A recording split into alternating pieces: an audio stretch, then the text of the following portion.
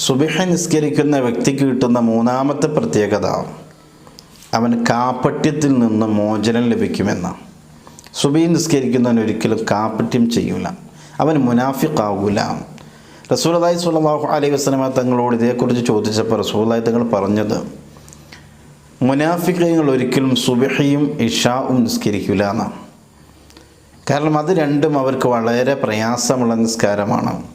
സുബഹിയും ഇശാഉം നിസ്കരിച്ചാൽ കിട്ടുന്ന പ്രതിഫലമെങ്ങാനും അറിഞ്ഞിരുന്നെങ്കിൽ മുട്ടിട്ട് നിരങ്ങിയിട്ടാണെങ്കിലും അവർ നിസ്കാരത്തിൽ പങ്കെടുക്കുമായിരുന്നു.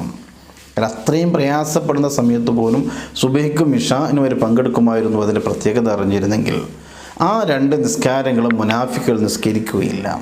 അത്രമാത്രം പ്രത്യേകത അതിനുണ്ട് എന്ന് റസൂലുള്ളാഹി തങ്ങൾ പഠിപ്പിച്ചിട്ടുണ്ട്. അപ്പം മൂന്നാമത്തെ ഒരു പ്രത്യേകത അതാണ്, കാപട്യത്തിൽ നിന്ന് മോചനം ലഭിക്കും. നാലാമത്തെ പ്രത്യേകത